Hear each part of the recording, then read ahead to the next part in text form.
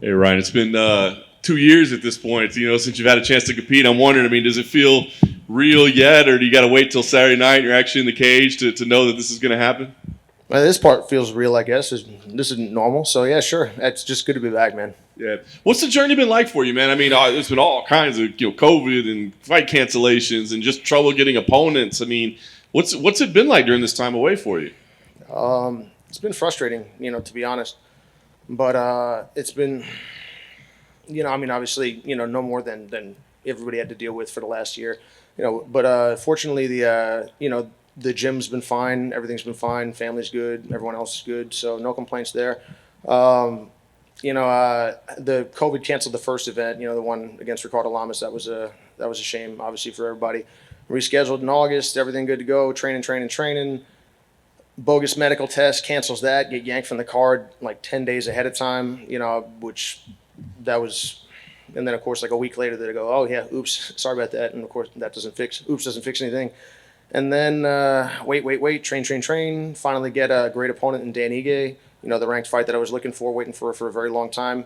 And then for the first time in a decade, I get hurt. And you go, you got to be kidding me. And but honestly, that was a little bit of a blessing in disguise, I think, because, I had a lot of nagging injuries and I had a lot of little things physically that were tough. And, having to go to PT every single day or maybe 4 days a week, for about 3 months straight to try to get everything right. I almost tore my hip flexor off of my femur 3/4 of the way, so managed to avoid surgery. But I really took the time to get everything right physically, and I feel a lot better. And it was extra opportunity to continue to improve tactically, technically, and that's been a fantastic thing. I'm just happy to be here. It's been a long time, but it's good to be back. Yeah, you definitely have a positive outlook about it. And like you said, it's been a bad year for a lot of people. But was there any part along this last 2 years you thought like, is this even worth it anymore? I'm not even getting to compete. Like, what am I doing? What am I chasing after? I'd be lying if I said that there wasn't, like days or moments where you're sitting there and you're a little bit, more frustrated than usual, kind of wondering. You realize it's things like that make me realize how much of everything is outside of all of our control.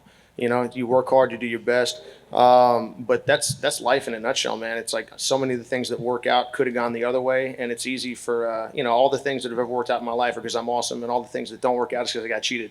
But that's a ridiculous way to look at things. So many of the things you just try your best, you work hard, you do the things that you can do, and they will shake out as they will. And I think fighting is similar to that. All the fights that I haven't lost in a long time. I've done my best when I have been in the ring, but every single person I've ever fought could have come out with a W under different circumstances.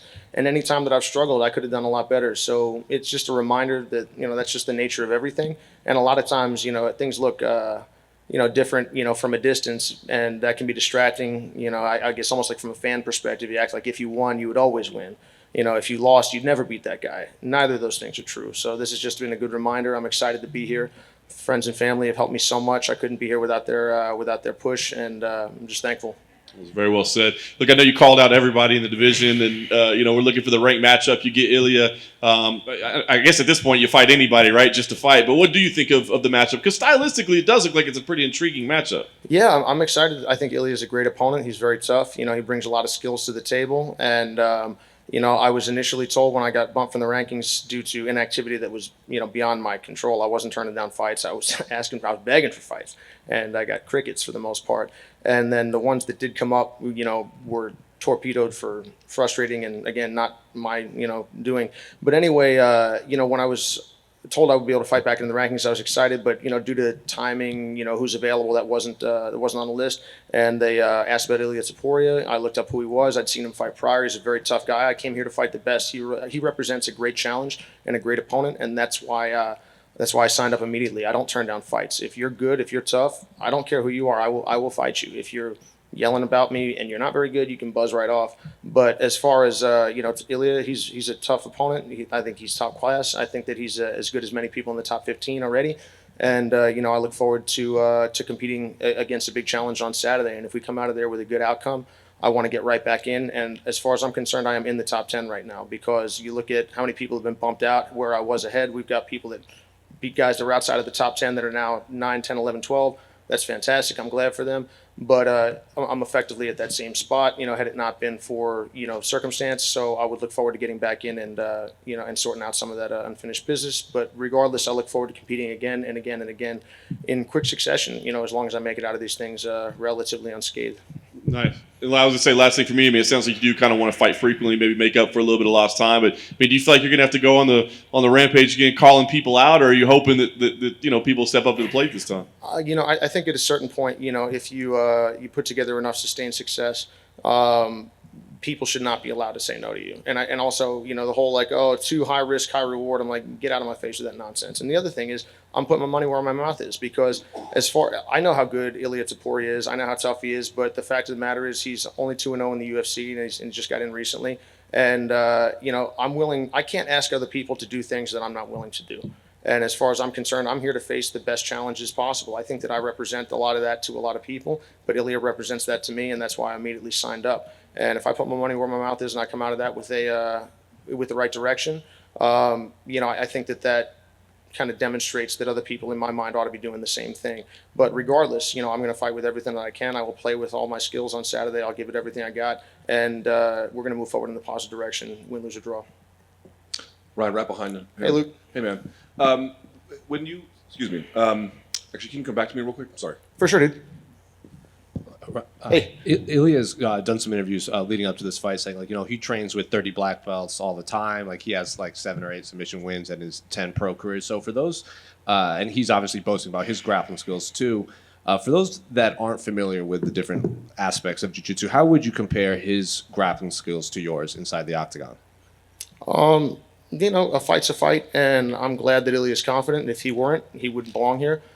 But I'm absolutely one of the best grapplers, and the best grappler in MMA. And I'm just here to compete. I haven't had the opportunity to demonstrate that very often because of lacking opponents. But I'll look forward to putting that into practice on Saturday. And if he wants to test his grappling, I think I'm the right guy for it. I'm sure he's good. I've seen what he's done, but the reality is I've been at a very high level for a very long time. I've been working hard. I've been improving since I've been at that level, and I just look forward to the challenge that he brings.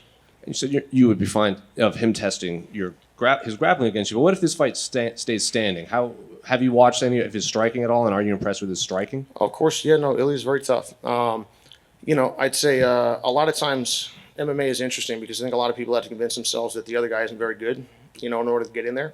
And I don't think that. I think every single person that I've fought, from Artem, was tough, particularly tough for me at the time relative to my, my skills. And a lot of times you're not your record. You are what you bring into the ring. You are your skills. I mean, you watch, Artem Lobov have a 5-round main event with Cub Swanson. It was close to the top of the division at the time. And it was, obviously Cub's fight, but it was not uncompetitive. So I guess I would say is, I've fought nothing but tough guys. Ilia is another in that long chain of that. I've competed against the very best in jiu-jitsu for a long time. I continue to train with these people. I continue to train with some of the best MMA fighters in the world. One of my closest friends and training partners and coaches, Tan Lee, is a ONE FC champion at featherweight, and again has knocked out more people than I can count. I can't count very high, but it's still a high number. The idea is just, I haven't been outstruck in any of my fights, and that doesn't mean that that's impossible. But there's this continuing narrative that I'm not a good striker. I'm not Stephen Thompson. I don't need to tell anybody that. But I'm a lot better than people give me credit for. And I think maybe it makes them feel better to go to sleep at night if they tell themselves or others that I don't bring much to the table there. I'm not a jiu-jitsu guy. I'm a mixed martial artist, and I have been for a long time, and I do my best to grow and improve. And, whether this fight is on the feet, on the ground, or some combination of the above, I look forward to employing every bit of skill that I have. And finally, I just want to get your thoughts, not related to this fight, but the last 2 pay-per-views, we saw Jacare's arm get snapped in half, and then we saw Jamal Hill's arm at the time it looked like it was broken, but it was dislocated. So that's not a big deal, huh? Yeah, right? Just hanging off his body. So what do you make of this rise of fighters that are getting these serious injuries, recently? Because it happened the last 2 pay-per-views. I mean, if you're willing to step into a cage and fight another man or another woman for money in front of God knows how many people, both present physically and also watching. There's a level of bravery, courage, physical durability, toughness, belief that is required to do that, particularly at this level. And that's another one of the reasons. I'm not here to disrespect anybody. I respect every single one of my opponents for their willingness to get in, win, lose, or draw every single time. And and also for their skills that they bring. Every single person that I've fought is dangerous, and when you when you know that about the other person, everyone has the chance to beat everyone else. And also, people are there. This is not a grappling match. I love grappling. I love jiu-jitsu, but sometimes people, and this isn't a slap grappling match either. It's a serious business. You can get hurt in there. And when you go in with a mentality that is necessary to perform at that level, sometimes injury occurs. I think in both of those cases, the gloves played a big role. And that is an interesting difference between, let's say, for instance, submission grappling and mixed martial arts.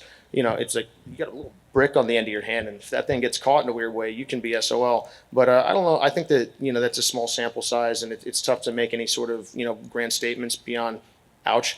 But both Jacare and Jamal are very, very tough. And that's just the risk that's the cost of doing business, I think. And I'm just glad to see that both people are on the mend. One final thing. A lot of people are blaming the ref for the Jamal Hill. They say he maybe missed the tap, or they should have stopped it sooner when he saw his arm. Where do you fall on that argument? I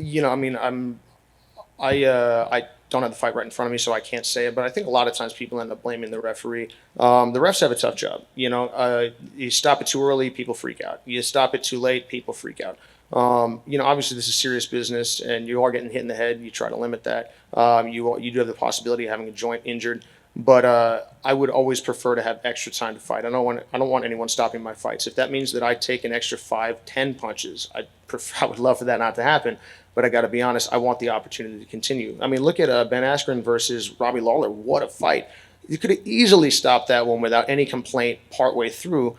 And when Ben was in trouble, and they didn't. And then look, he managed to rescue himself, come out, in a good situation. Then they stopped it again. But I think that was probably, or stopped it in that case. But I think that was probably a reasonable stoppage that wouldn't have impacted the outcome in all likelihood. But I guess as an athlete, I would always prefer for the opportunity to bail myself out. So I recognize that when I get myself involved and I say something like that, that comes with a cost. It's like if I want to complain about having some mild degree of head trauma later in my life. I mean, what did I not expect that this might be on the list? So I would say that's part of the reason that I fight the way that I do, is you recognize that it's, what do they say in Princess Bride? You studied, and in studying you learned that man is mortal. That's the first lesson of fighting, is that you can be hurt, and that you can be killed, and that you can be hurt sometimes not in the moment, but very long term. And I try to take that seriously. But when you're in the moment, sometimes you suspend that in pursuit of the W. Ryan, one more time here. Sorry. Sure. To the best of your assessment, why do you think you've been so avoided when looking for fights? Man, Luke. It's hard to. I don't live in anyone else's head, and I think a lot of times, a lot of the mistakes that I made in my life come from speculating about the inner workings of other people's minds. And sometimes I'm right, and sometimes I'm wrong. But a lot of times I'll go to the danger is to go to an uncharitable place. What I would say is just that it's been happening. There's no question it's been happening. I think that I am, by far the most unique fighter in the top 15, 20, whatever you want to say, just in terms of skill set approach. So I get why people go, even if you had the resources to try to go and get yourself involved, you're like, well, why do I want to do this thing when I could do something I'm more familiar with? I get where that's coming from, but from a sporting perspective, that's unacceptable. I'm a martial artist. I would take all of the biggest challenges, the most unique challenges. Honestly, those are particularly interesting to me. I understand if people feel differently, but I think that they should be made to fight. And I would just say that I can't say exactly why people are avoiding it, but I think the time of that is hopefully coming to an end.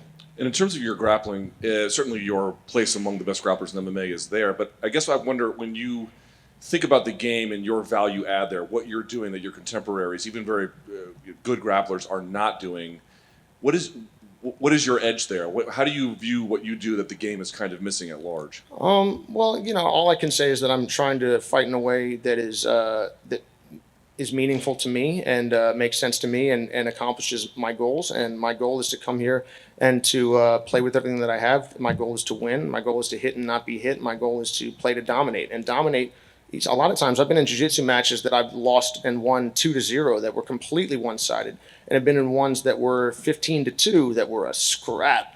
And it's not always, the score does not always tell the tale. I guess I would just say, like a knockout doesn't always. There's plenty of matches that end in submission or end in a knockout that were not under control. And then there's fights that go the entire time. I think Max Holloway does a great job of this. Oftentimes, you're like, man, this guy's in a 5-round fight, but he's in control seemingly the whole time. And it's Stephen Thompson, the same kind of thing. It's brilliant to watch when you watch Adesanya, when you watch these guys, Valentina. You watch some of the best guys and girls doing their thing. So I would say that I try to bring a tactical, and a strategic understanding that allows me to do these things. And I think that a lot of times the mistake that many of us can make is breadth over depth. I don't want to be an inch deep, a mile wide. If I had to pick one or the other, I'd rather go the other way. Fortunately, you don't have to pick one or the other. So I've done my best to seek out many of the best martial artists and coaches in the world. And I said, hey, I'm not good enough. What do I need to do? How can I improve? And then I respect all of their opinion, and I take their advice, and I do my best to execute what they're advising me to do in a way that seems authentic to me and feels right for how I move, how I feel, how I think. And also I'm willing to be embarrassed. Every single time I go out, I'm doing stuff that other people aren't doing, which means that when it works, generally speaking, it's written off as a gimmick. And if it doesn't work, if I get beat up, everyone's gonna say, ha ha ha, you nerd, you should have just double-legged everybody. And then I go, well, I don't think that would have worked for me either.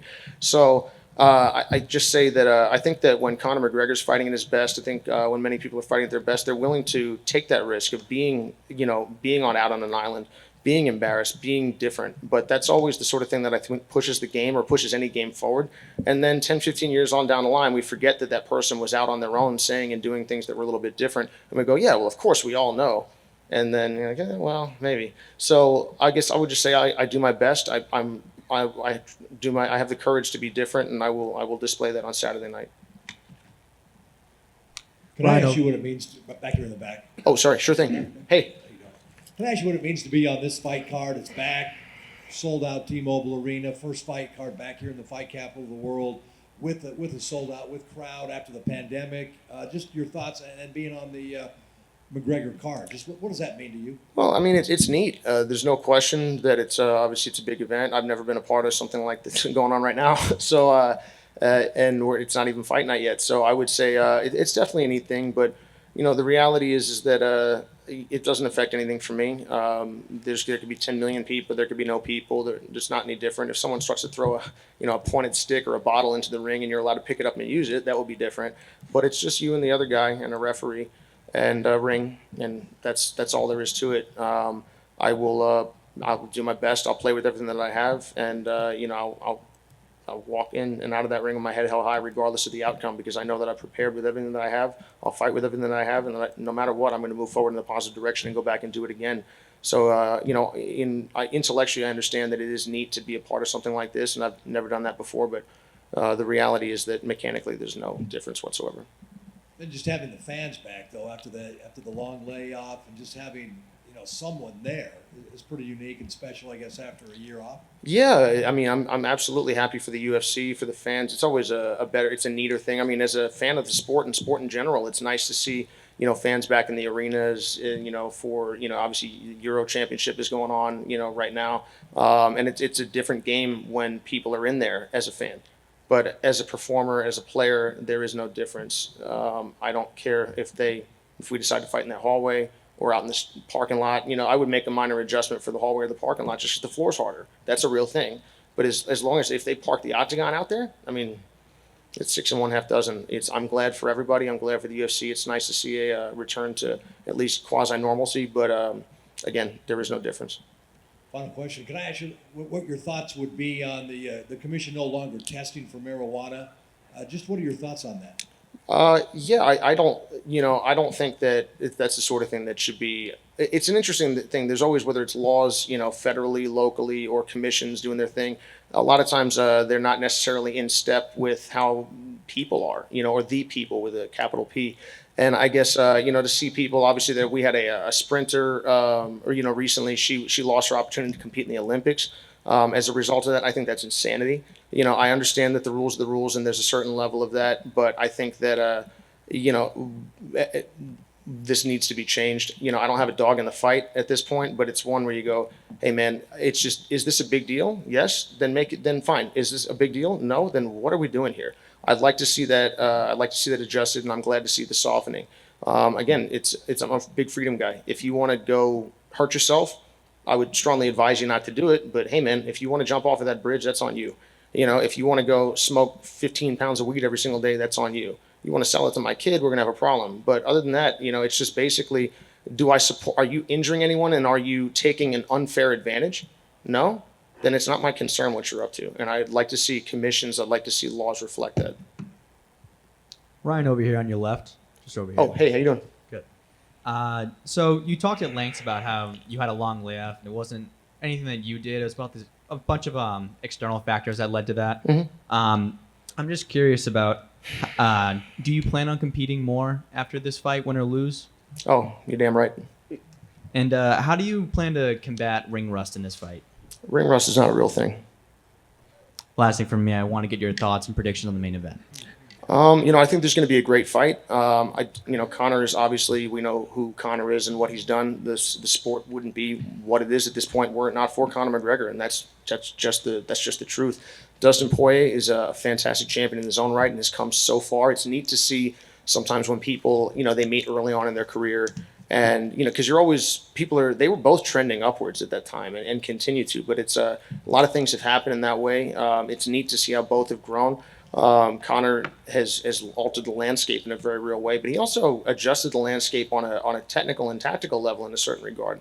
And it was interesting to see him move away from that in his last fight, his most recent fight. Obviously, he's been getting himself in boxing more, and he was maybe having his eyes on a boxing match as well. But the reality is, this is not a boxing fight. This is not a grappling match. This is not a kickboxing match. Even though it can oftentimes two people can get in there and they almost look like they made an unspoken agreement to do that thing, and it'll end up looking similar. It doesn't have to be that way. And I think that was an interesting, exclamation mark on the last fight, because it looked like one person had an idea that he was going to go in there and run somebody over, and then the other guy decided that this was an MMA fight. Both people have great technical resources. Both are very tough guys. I'm looking forward to a fantastic fight, and I'm sure that Conor will make some adjustments, and that when he does, Dustin will make counter adjustments.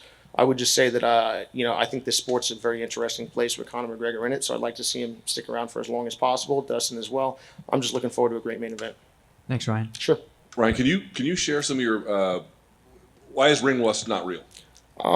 Why is it real? Trainers in boxers have said it. Certain fights, there's no unanimity, but some athletes do swear by it. Yeah, I guess I think your mind makes things real. If you forget what it's like to compete, that's an issue. But it's like, let's say I've had coaches tell me like, hey, if you don't feel nervous, you should be nervous. I'm like, oh my God, I was calm. And then you're like, wait a minute. What do they say? It's you can never walk in the same river twice, because even if the river's the same, you're not the same man, you're not the same person. So the reality is that I would just say that I've got more experience in my life. I've competed a lot in my life. I haven't been in the ring in a while, but I hadn't been in the ring in a while against BJ. I hadn't been in the ring a ton before the Elkins fight. I hadn't been in the ring in a while before the Gray fight. Had been a year. I hadn't been in the ring in a while between my last fight regionally and the Ultimate Fighter fight. It had been a year. Each time at those times I was about to walk away from the sport to go do something else, because I didn't perceive a path to where I was hoping to be. But all I can say is that I'll be calm, be composed, and play with everything that I have. I think a lot of times fighters, we're all people, and I'm no different than anybody else. We can all be superstitious, but people want to come up with reasons for why things happen, and have like let's just bottle it up in like power or ring rust or something. Like people tell me, man, why don't you go out and just finish everybody like against BJ? And I'm like, oh, am I allowed to do that? Oh, no way.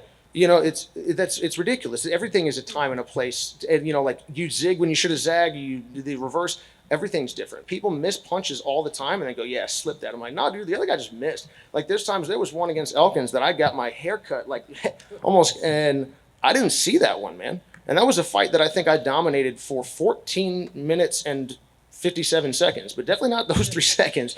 And I got away with one. And what would have happened if I got hit in the head? I don't know. I wouldn't love it, I'll tell you that much. But would it have impacted the fight?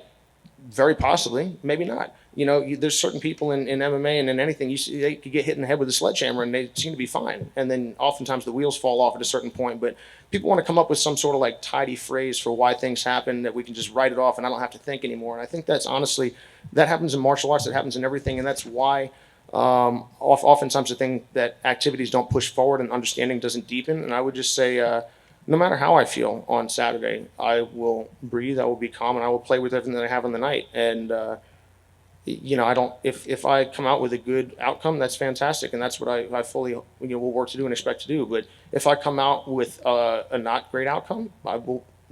I'll accept that. I'll move forward. I'll make the adjustment that I need to make, and it'll be because I did things physically. We live in a material world. Ring rust is this like weird specter that I want to write off. Oh, it's not my fault. Nobody has ever gotten caught with a punch.